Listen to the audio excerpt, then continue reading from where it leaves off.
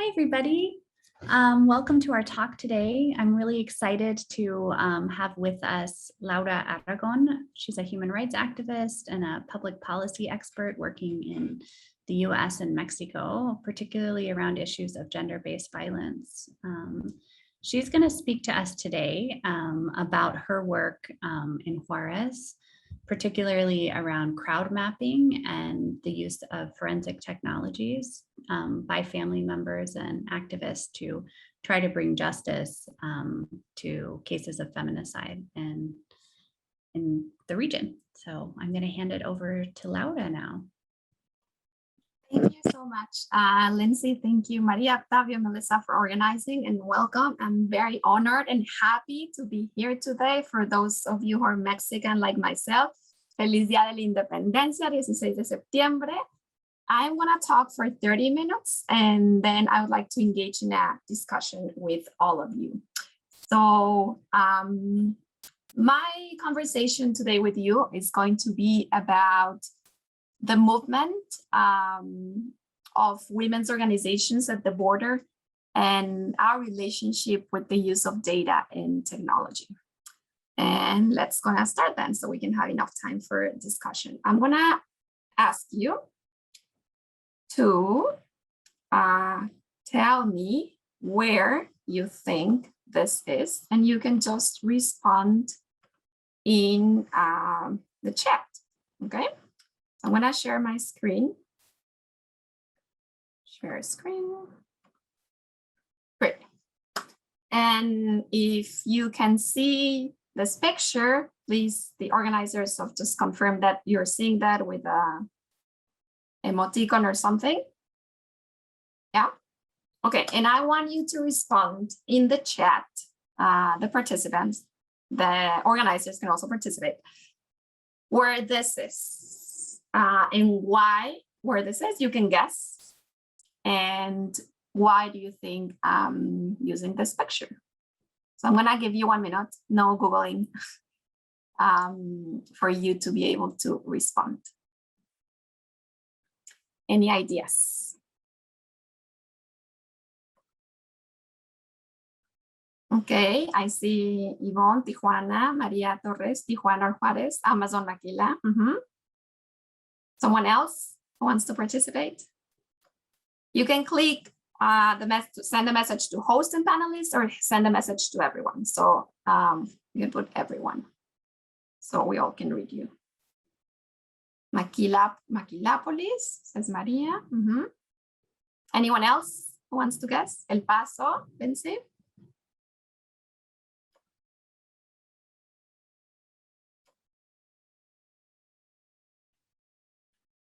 Anyone else wants to guess? So this is actually a recent image of an Amazon factory in Tijuana, Baja California, located very close to San Diego, the border between the US and Mexico. And this is, like you said, an Amazon complex there. It looks very different than the Amazon complex that they're building where I'm currently live, which is Washington, DC. When I try to compare that complex at the border in Tijuana and the complex they're building here, it looked very different. Not only the building itself, but the surrounding community and how much the company was investing. And I want to talk to you, and I want to use this image to talk to you about the people who work at maquiladoras, inequalities, and the indifference that I witnessed about 20 years ago. And what I see in this picture that still continues. So maquiladoras, as you know, are factories. They're duty-free, they're tariff-free. And this is where a lot of the objects that we use to connect to technology are being assembled and built. Cell phone manufacturing plants, airplanes, cars, and now there's a supply chain for Amazon. So I told you I'm from Chihuahua, the state of Chihuahua, which borders New Mexico and Texas. And in my home, you see many similar warehouses where Mexicans work in maquiladoras, and a lot of them women. And actually, if you're unemployed in the border, one of the employers that first comes to your mind is guess what? Maquiladoras. So when I graduated, guess where I had to go and look for a job? You're right, I graduated and I didn't have a paid job at that time. I was working full-time on a voluntary basis for Justicia para Nuestras Hijas, a nonprofit organization that I'm going to tell you more about. But I remember, just finishing undergrad, driving into this complex close to my house in Chihuahua City. It's called Complejo Industrial Las Américas, which is a complex where you have a lot of these warehouses, Asian, US, these foreign companies that are installed in Mexico to export products. And I printed my resume with my roommate. And I remember just like going to every maquiladora with a printed resume before LinkedIn and talking to the security guard, trying to convince him to let us in. He obviously didn't let us in, but he promised that he would send that resume. He would give that resume, that printed resume, to the HR person. So I don't know what happened, but I never got called. I got never called. They never hired me, not even a single call for an interview. And I mean, I was already an activist at that time, and I studied political science. So probably my skill set was not the best for them. And in retrospective, I'm very happy that I didn't get a job there because I was able to spend my time in more meaningful causes for me and for others. But just it's like a good example of how maquiladoras is often kind of like, if not the only, one of the very few choices that women and young people have to get unemployment at the border. So with this, I'm going to talk about this other more meaningful causes that I've worked in the last 20 years. And I am going to ask you to click on the Menti link that Octavio is going to share with you right now. Click there and write. And you should see a question that says, where you can insert some words related to femicides or feminicidios. So I'm going to ask you to please write down anything that comes to your mind when you hear the word femicides, femicidios, or feminicidios. You can do it in English, in Spanish. It can be one word or two words. And yeah, go ahead.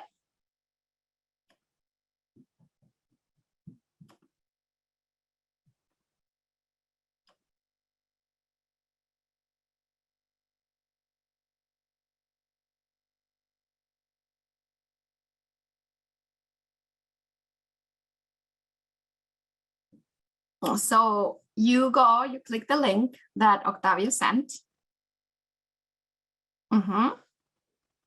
Thank you. And you click that link and you should see a screen and you write down those words or phrases or whatever comes to your mind.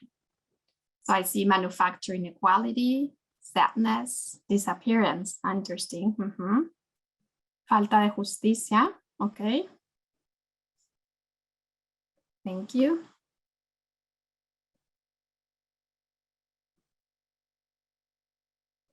Is there anyone else? I see 2 people right now in the link. 3, okay. Let's give it 1 more minute.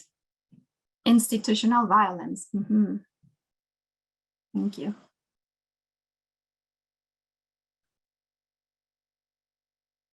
And then 30 more seconds.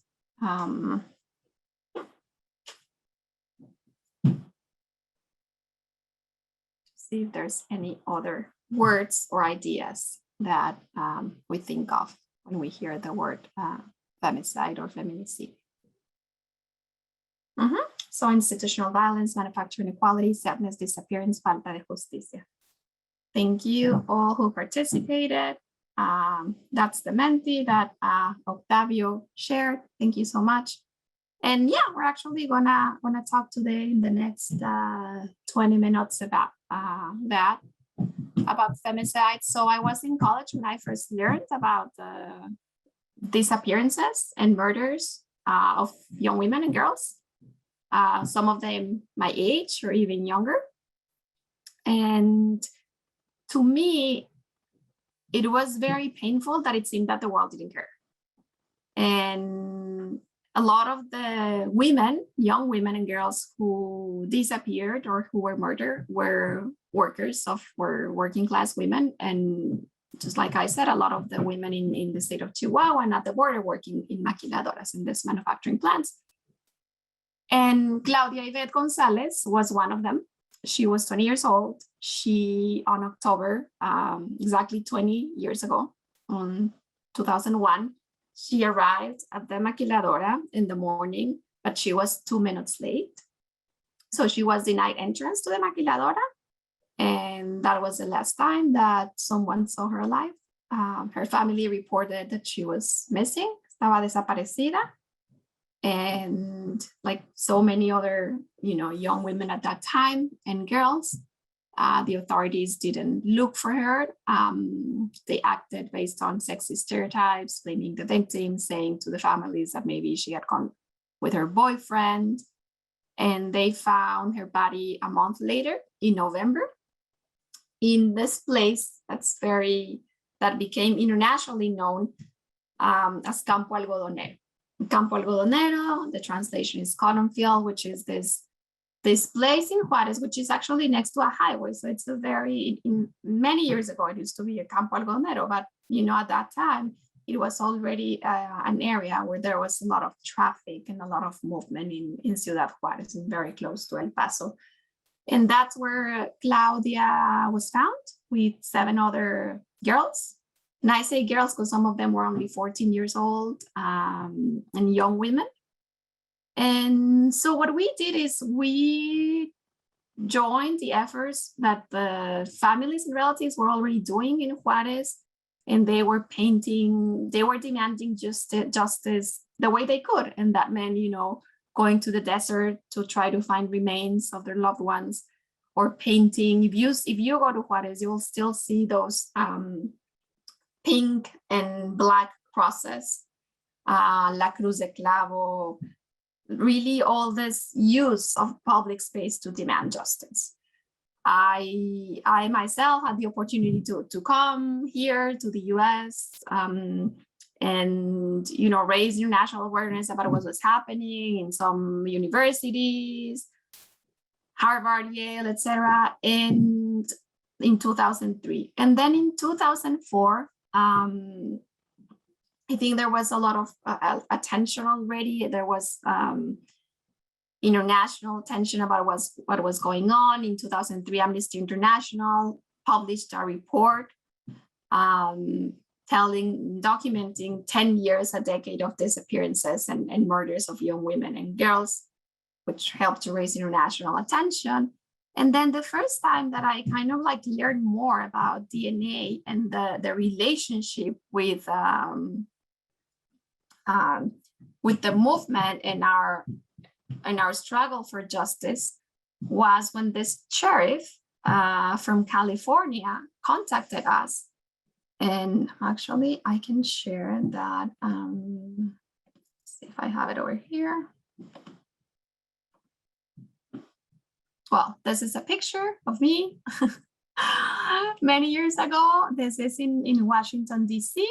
I'm holding the sign of Justicia para Nuestras Hijas, which is an organization I co-founded with Doña Eva Arce, whose daughter Sylvia was missing. And this is the email that I found, the Alameda County Sheriff, and he was conducting an investigation in which a young Hispanic female was found murdered in California. And this was kind of the email that he sent so that we could bring 7 mothers who had daughters who were missing at that time. So I was their interpreter, their driver, their friend. We became very close because I feel like at the end of the day, I wasn't very far from age from their own daughters who they had who were missing. So we drove to El Paso with the hope of finding a match there from this, what the sheriff called this little girl, and he thought she had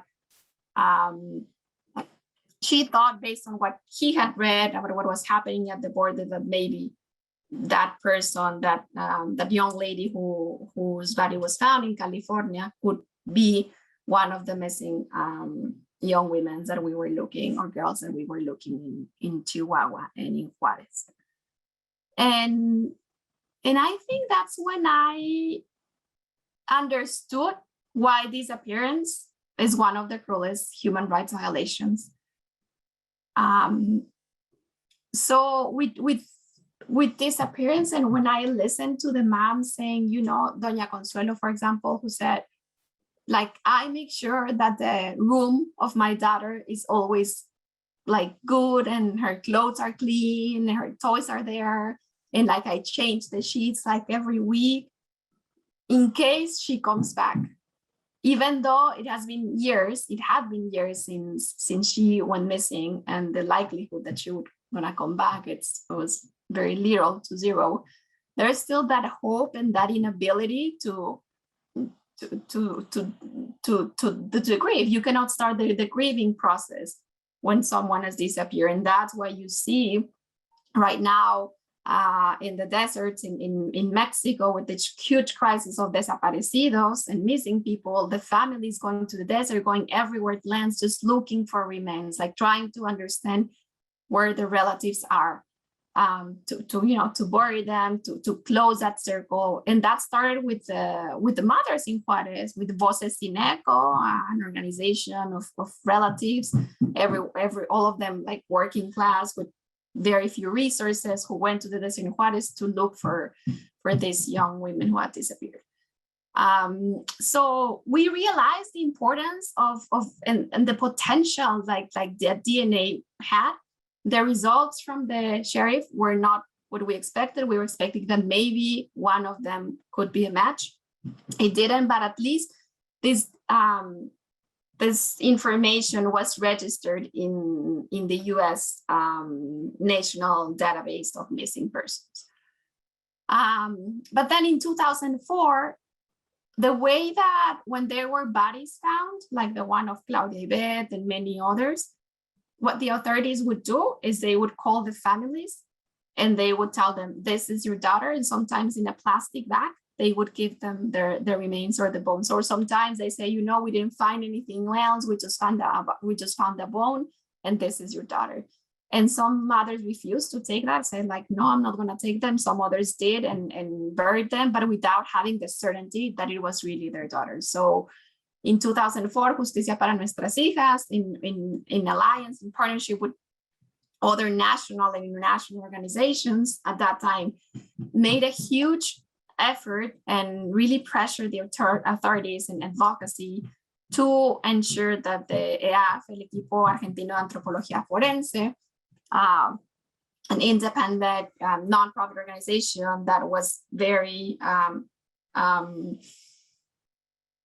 that had a lot of experience doing this kind of like identification, because they had worked in Argentina and in post-conflict places in Central America, in Africa, etc., to call them so they could review the cases.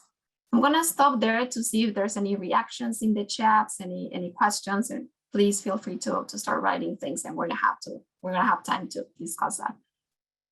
So the EAF came to Chihuahua in 2005. The government finally agreed to let them come.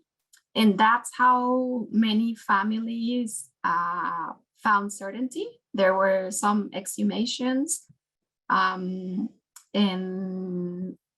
there were some times where someone had buried their daughter, what they thought was their daughter, and at the end of the day, it wasn't their daughter. So it was very hard, but at the same time, it was the first time that the families were treated with dignity. And maybe one of the stories that I was most impressed about was the way that the team, that the EAF would like treat these remains in the bodies. Like they would so Ana Lorena, for example, says that she was a Mexican, Ana Lorena Delgadillo, who works with the EAF, with the EAF. And she said that when they came, like they would play music. and say like, good morning, ladies, how are you? And then talk to them, and then treat families with that respect that they hadn't received before, and with that dignity that they hadn't received before. And most importantly, giving them the right to truth to many of them, by identifying this remains with, DNA. What happened before is that sometimes the DNA results from the state and from the national government, from the federal government, will contradict each other. So the families didn't trust the authorities a lot, because like the state of Chihuahua would tell them, oh yeah, this is your daughter. But then when they did the DNA test with the national government, the federal government, Mexico City, would come and say like, oh no, like the results that we found say that they're not like your daughter. So it was a lot about building trust again in the work with the AF. But I think the treatment that they had with the families helped a lot. So that's kind of how I feel, and in my view, that work, that transnational alliance that these local organizations did with another organization from the South, from EAF, El Equipo Argentino, helped bring hope and also truth to a lot of the cases in Juárez and in Chihuahua City. So I'm going to talk a little bit now about my involvement with data and crowd mapping. So my involvement with data was started when I first invited Esther Chavez-Cano. Esther Chavez-Cano is a human rights defender who founded the first rape center and basically shelter in Juárez. And she was the one who started documenting the disappearances and murders systematically in 1993. She started saying there's something going on in Juárez, and she found Casa Amiga. She founded Casa Amiga, this organization that provides services to women who are victims of violencia machista, and started seeing this pattern. And when I was in college, like many of you, I invited Esther to my college to raise awareness about what was happening. And I remember seeing her printed pictures of all the girls and trying to understand like the pattern there. And she like was showing picture by picture of all of the young women and girls who she had documented that had disappeared or were murdered in Juárez. They also started building like a database with the information from the newspapers. And when I co-founded Justicia para Nuestras Hijas, that's one of the first projects that we did, kind of like understanding and checking like the newspaper, but also trying to get data from official government sources about what was happening. And in 2007, Esther mentioned, like many years later, Esther mentioned that she was terrified that, like the murders were increasing and no one was saying nothing, that it seemed like it was back again in 1993. So I saw that the data, I'm talking about very basic data, just like numbers, was very powerful to explain to the world what was happening between 2007 and 2010, because it seemed that a lot of people had forgotten about or thought that the murders of women and disappearances were not happening again. And we introduced those numbers into the reports we published and we submitted to the UN and to different international agencies. So it wasn't the stories that we were telling only, but it was backed up by data. So that was one of the, inspired by Esther, by the first database that she did. That was one of the projects that got some funding for Justicia para Nuestras Hijas. It's really monitoring and looking, identifying cases from the newspapers in the state, the local level, but also trying to get information based on the Freedom of Information Act in Mexico of what was happening. So let's see, I'm gonna share my screen very quickly just to show you an example of how we were using a very simple graph here that shows. So this is a report that I had the honor to write at the request of CEDEM, Justicia para Nuestras Hijas, and Mukira, an organization that I founded almost 10 years ago. I'm going to talk a little bit more about that. And you can see here the murders of women. And this is based on data from the National Institute of Statistics and Geography. And then in 2007, and this is 1993, and this is when between 2000, 2003, that was when in 2001, that was when the bodies of Campo Algodonero, the women from Campo Algodonero were found. This was when there was a lot of international attention. In 2004, we had a House resolution, US House resolution, to encourage the government to, the Mexican government to do more about the murders. We had a US congressional delegation at the end of 2003. So there was a lot of attention. And then suddenly in 2007, 2008, no one was saying anything. And yet we were able to show the number of women who were being murdered this is only in the state of Chihuahua. So based on the data that we already have, I thought that it was something that we could add value to was putting this in a map, in a georeference map, so that everyone could see where women were disappearing and also where women were being found. And I got inspired by Alma Gomez, who is also a co-founder of Justicia para Nuestras Hijas, because I remember at the early time of Justicia para Nuestras Hijas that she had this huge map of the city, of Chihuahua City, printed, and then she would put like little flags on the places where the young women and girls had last been seen. And then he would put flags with a different color in the places where they have been found, trying to understand like spatially what was happening in the city of Chihuahua. So inspired by that, I created a map, a crowd mapping map called Feminicidios Crowd Mapping, so that people could, put and update the information on disappearances or on murders, and hopefully the government could use it to do more and better investigations. I learned that it was very hard to maintain efforts of crowd mapping and things like that without resources. Nonprofit organizations, especially women's organizations at the grassroots level, face a lot of challenges with securing funding. And although I still think it was a great idea, it was very hard to maintain that, and people didn't participate as I thought they would be. And also you needed a process, and you need someone full-time to be vetting the information, to make sure that the information was accurate, etc. But I didn't give up. I learned about it. And then right now, I work at the Pan American Development Foundation, PADF. It's a nonprofit organization based in Washington, D.C., but focused in Latin America and the Caribbean. And in one of our projects, I proposed to build a crowd mapping georeference map of all the services for gender-based violence victims. So I thought, if you can, get your phone and say, where's the closest pharmacy to me? Where's the closest grocery store? Where's the closest gas station? Like, there's no way why a woman in Latin America and the Caribbean could not have access to that information. So we built that map.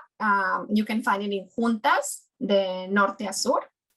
And we use existing databases from organizations from Mexico, Colombia, Uruguay, and also launch a campaign so local organizations could register the type of service they provided, whether it was prevention, sanction, or attention.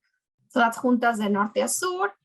And with Mukira, which is the organization that I founded, and where this first crowd mapping started, we continue to work on preventing gender-based violence, but now addressing the root causes of the violence and working with young men and young women, and conducting feminist leadership schools only for girls, to address the sexist stereotypes that are the cause and the root causes of these femicides.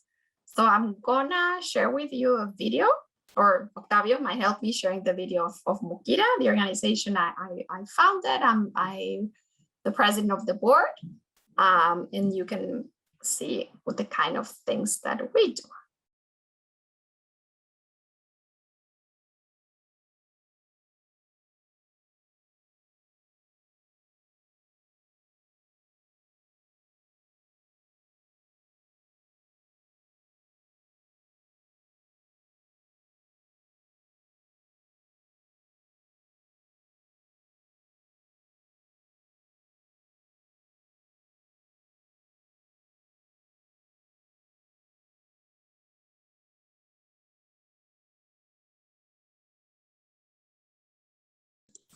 Sorry, I cannot share it with sound. Just gonna try again.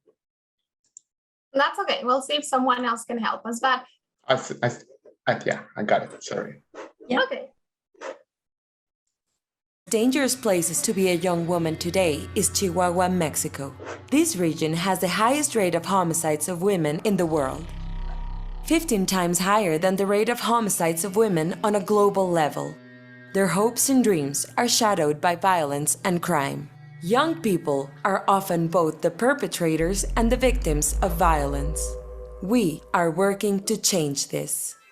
In Mukira, we want to put a stop to gender-based violence and nourish equal and healthy relationships among young women and men.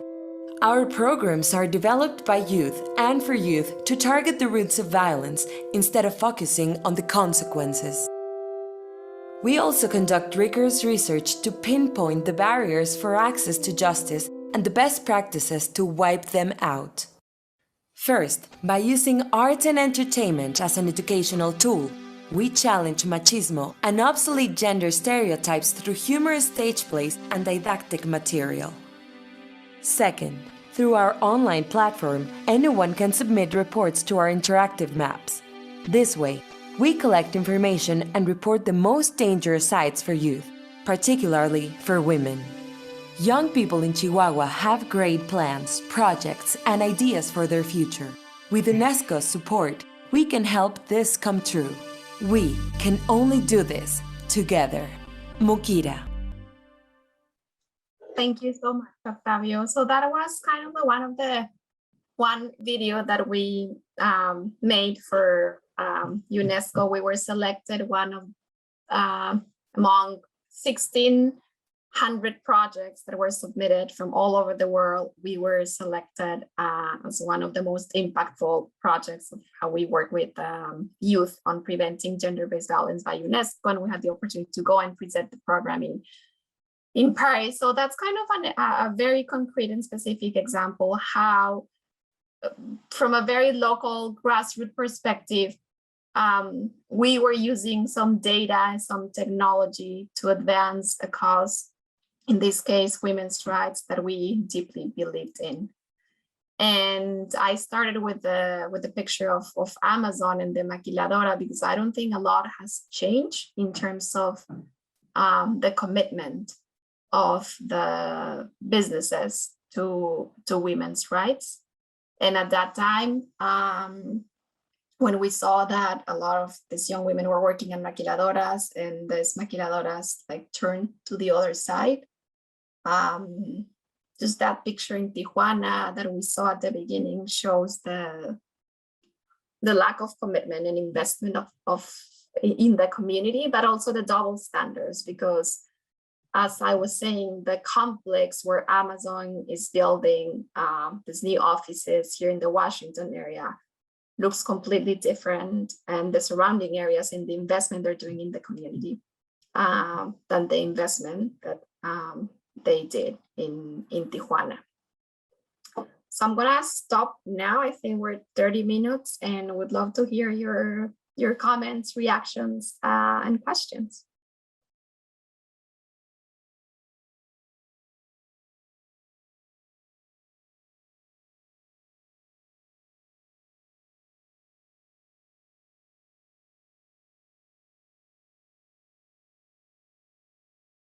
Maria, you're muted.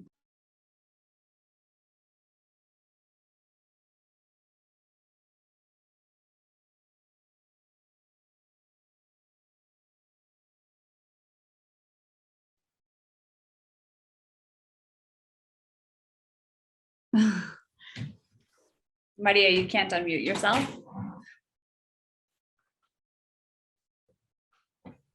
While Maria figures out her mute issue, she's going to act as the discussant for Laura. I'm not kind of sure what's going on with our tech issues, so I appreciate your patience. I want to encourage all of you all, if you have questions, there's two ways you can ask them. One is you can raise your hand and we can call on you and you can speak to Laura directly, or you can type in the question and answer button below. You can type your question and we'll read that aloud.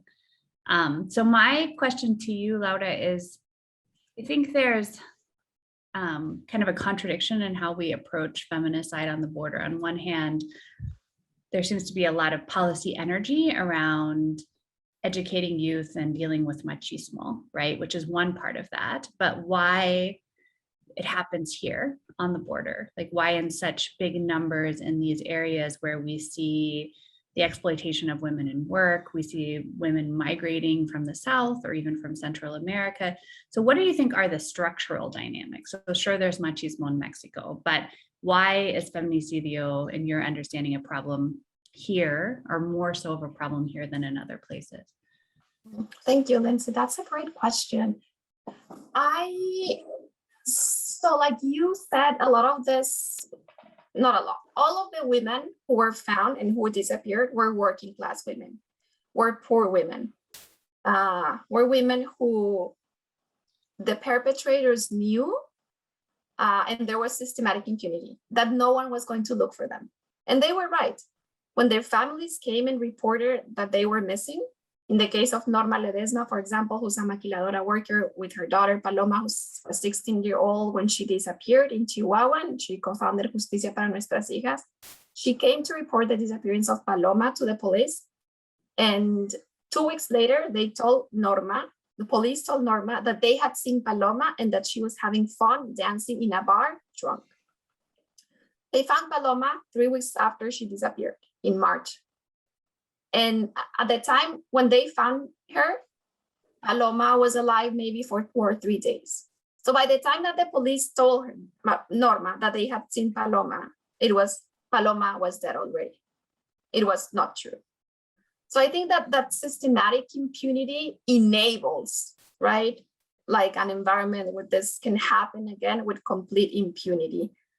That's one thing. The other thing is that a lot of the families were internal migrants. They came from Zacatecas, from other parts to work in these maquiladoras, and they didn't have this social family network.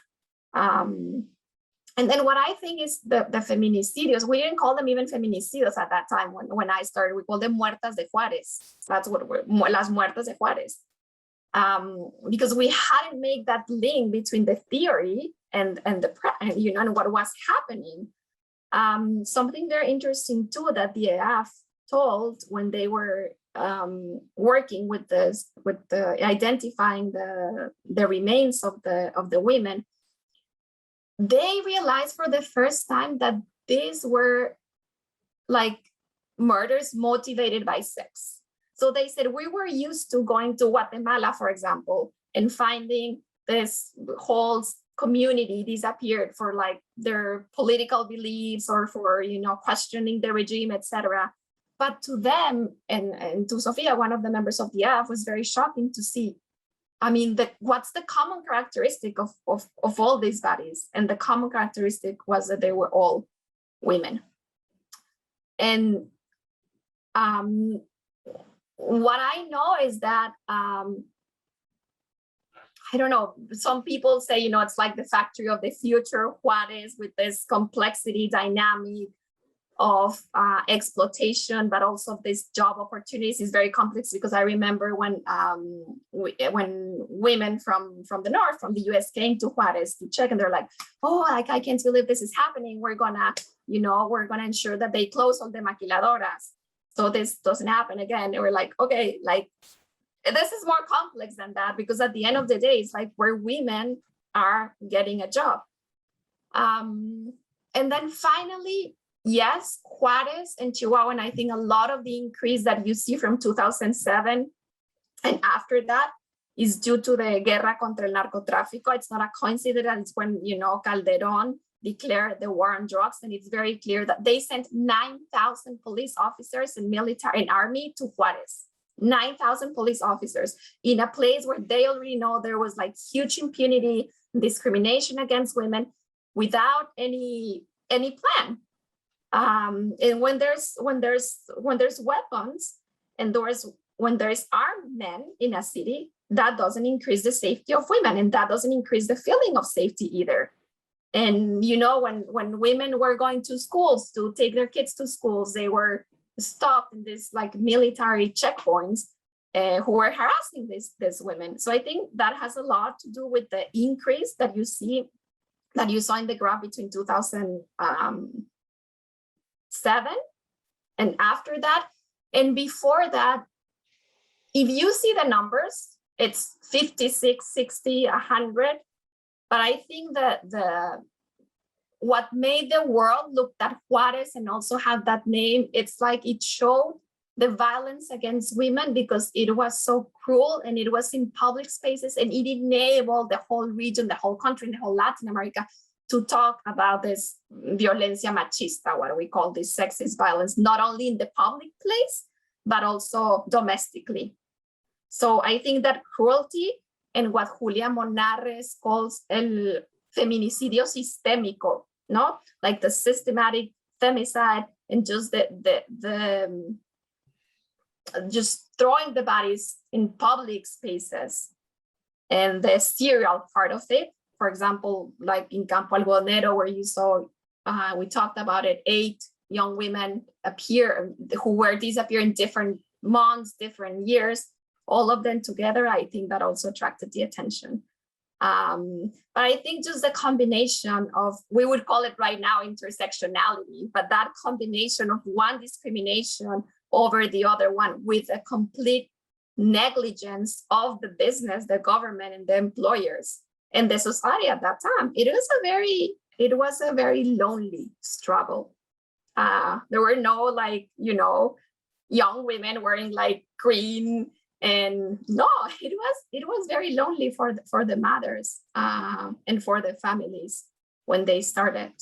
It was really that how they called the first organization in Juárez, voces sin eco. Their voices didn't have any echo, and I think that I was taking into advantage to continue this disappearances and murders.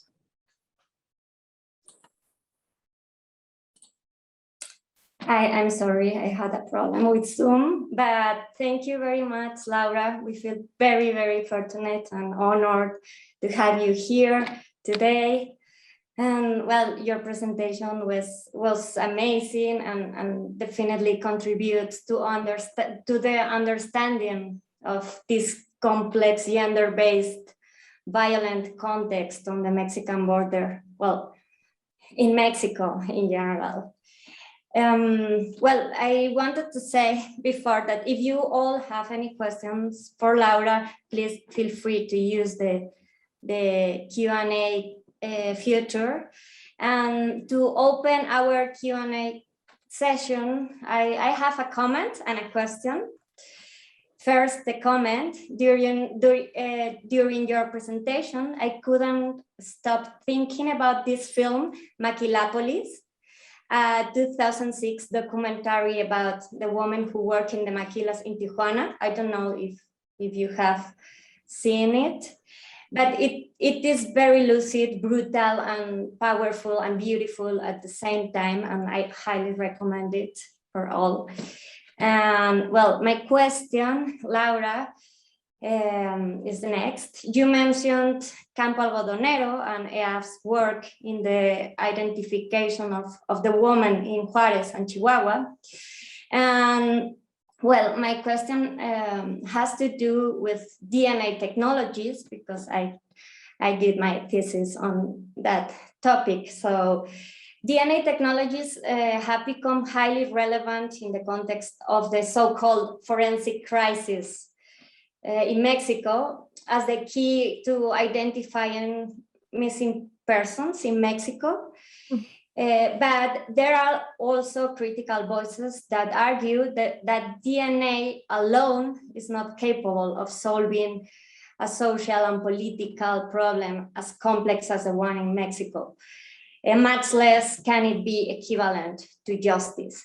So I was wondering if you can like elaborate a little bit more on this issue, or I don't know, tell us what do you think about this.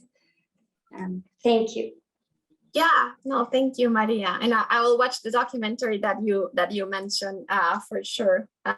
Just to add to that, one of the first documentaries that I think helped a lot to raise international awareness and awareness in the US about what was happening is Señorita Extraviada.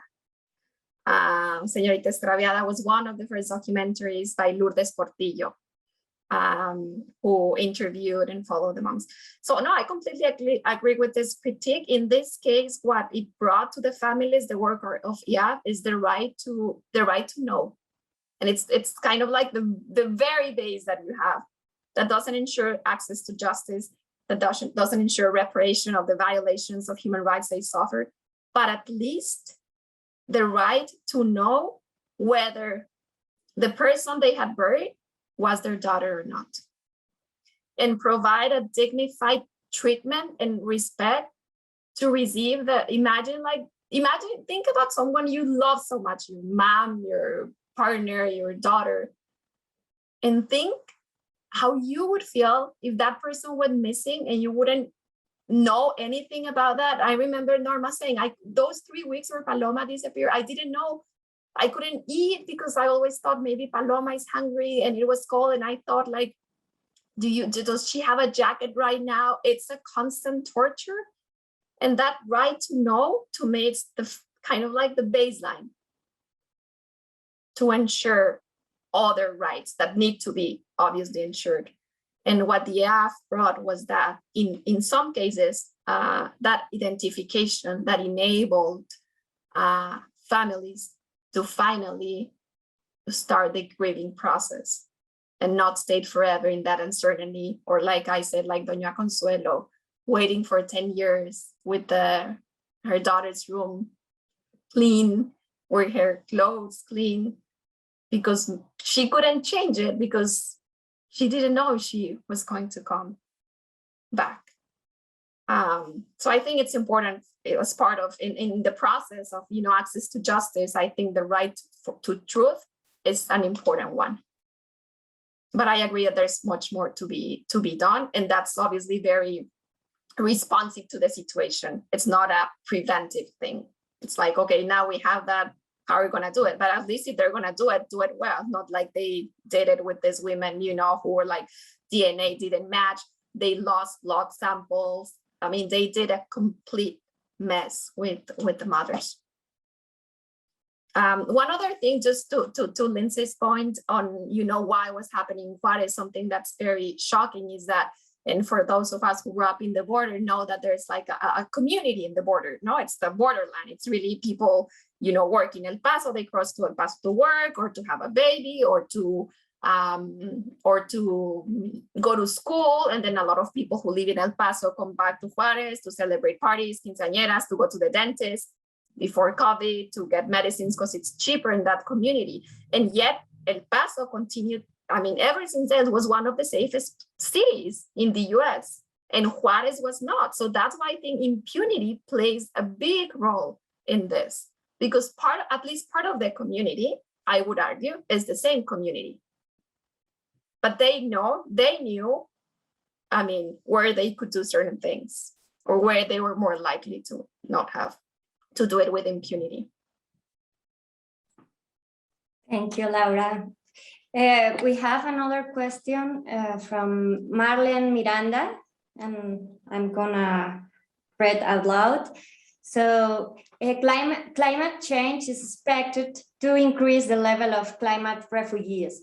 Do you feel that this will increase the level of feminicides around the world, and what infrastructure is needed to prevent, and what infrastructure is needed to prevent similar forms of violence?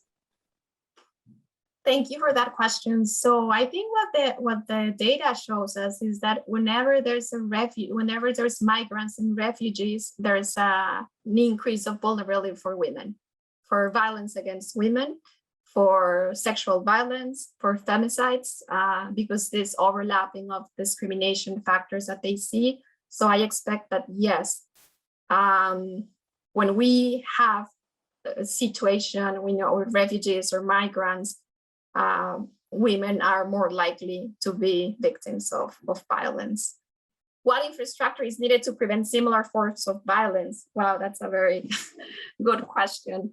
I think cultural change is very important, but I think also the accountability of businesses and the government. I mean, here in this case, maquiladoras, Amazon is making, I don't know how much money, and just ensuring that their workers, that their employers have a dignified life, but not only a dignified work, but that they ensure that if most of them are women, are they providing for childcare? What's the transportation situation with them? Do they have to walk at night in a very dangerous situation? And then at large, this really challenge this capitalist system where we live, where we have low-income countries and we have this mano de obra, super cheap, so that the global north can have access to the products. So I think it's both an economic model, but also a sexist model that exists. Thank you, Laura. We have one other question that I think Maria might have missed because she dropped off, but it's from Winholds. They're asking, in what ways would you like to see communities in the North support your work? Are there specific ways you would like to see advocacy work proceed in this area? Yes. I think women in Latin America and the Caribbean have resisted for forever, basically. And they have resisted and they have done outstanding work of resisting, of demanding justice with very few resources. And I think channeling those resources directly to them so they can decide how to best use them, it's a big way and it's an important way to help them. That's one thing. Are there specific ways you would like to see advocacy work proceed? I think where I see most influence in the US is like those companies who at least, at the discourse level, they have all this, we care about gender equality and the environment and everything, and how are they making sure that they're doing that not only in the global north, but also in Mexico and other places where they're producing and assembling their products. So those are the two things. Which ways we'd like to see communities more support your work? I think directing help directly to these grassroots organizations that do the work, and then specific ways advocating not only for what they're doing here, but also all the supply chain. Thank you, Yvonne. I think, thank you, Laura. I think we have another question from Yvonne Lujano. Thanks for your talk, Laura. Your activism is very inspiring. I like your approach on the cultural change through art. Can you talk about the outcomes you've had on that matter? Have you used particular technologies there? Thank you. So it's one of my favorite topics, arts, and particularly plays. I feel like when we're talking about this stereotype, it touches our lives and it touches the way we relate, we see ourselves, we perceive, how like the roles of women and men and how we were educated. But it touches the way we relate with our parents, with our partners, with our friends, and what we do. So I think it's very important to do it not at the theory level, like this is the definition of sex, this is the definition of gender, this is the definition, but really connect with people's experiences. And that's why I like using plays and the theater a lot, because you can see yourself represented in a situation and realize like, oh, I've been there, or I have done that. And that has worked very well with young people and adolescents to touch topics such as, violence in a relationship when you're first dating, and control and revenge porn, or like teenagers' pregnancy. So that part of using arts, and particularly the plays, has been a very powerful tool to talk and raise awareness about things that we live on a daily basis, that we're so used to it, and that things that we have normalized, such as violence. And just because we don't see there's like physical violence, no one ever taught us. I mean, as I was, no one ever taught me like, oh, these are like red flags when I was in a relationship, jealousy, control. And no one ever told men either, like there's other ways for you to express yourself, and, cry. You can cry not only when you're drunk with your friends, but it's fine. So challenging those behaviors and those learnings through the plays through situations has been powerful. And then having the young people themselves like helping us with the script. So we do focus group with them, and we listen to them, and we listen how they talk, and we listen how they say about different things. And based on that, we develop the script so that the script really reflects how they interact with each other. In terms of technology specifically, no. The other things we've done in technology very quickly is we help women learn how to edit Wikipedia, just because, Wikipedia is one of the largest sources that we have, and only 10% of editors are women. So that reflects a lot about men's interests. So if you, look in Wikipedia for female poets, you're not going to find a lot. If you look in Wikipedia for female porn actresses, you're going to find a lot, because that reflects like men's interest. But also when you read the articles in Wikipedia, they also have a lot of biases, like Marie Curie, she is the wife of. So increasing, we partner with the foundation of Wikipedia in Mexico, and we organized 3-4 editatonas that we call to teach women how to code Wikipedia so that they can write about other women.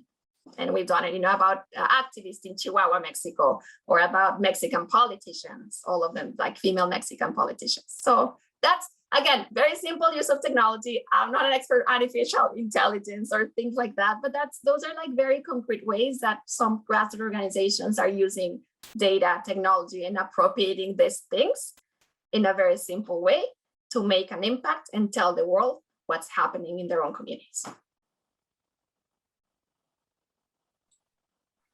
So thank you so much, Laura. I don't know if there is another question. I think it's not. So maybe we can say goodbye. I don't know. We can finish this conversation now. I don't know if you want to say something, Laura, something else to close your participation in this speaker series. So to me, I guess the most important thing is the motivation, and like you being here and participating, that shows a lot of that you care and that you're motivated. And there's a lot of, tools and technology and data that's there to advance causes that matter and to advance the human rights of people, in my case, particularly for women. And that's where I found my passion. And no, I just encourage you all to find that passion and volunteer and do work, because at the end of the day, I think that's what's meaningful in life and fulfilling. Do something. We're extremely privileged, all of us, to be here, to have this access, and just look back at your community, where you come from, and there's always something you can do about it.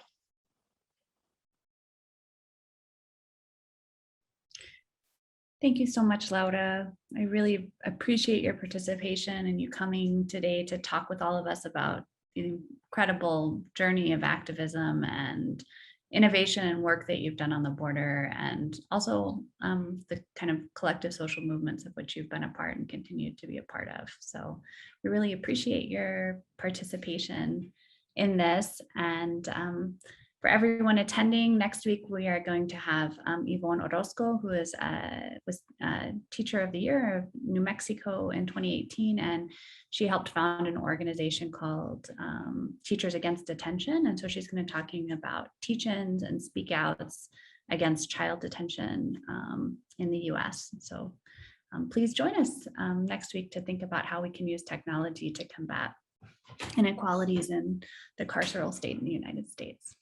Thank you. Thank you, everyone.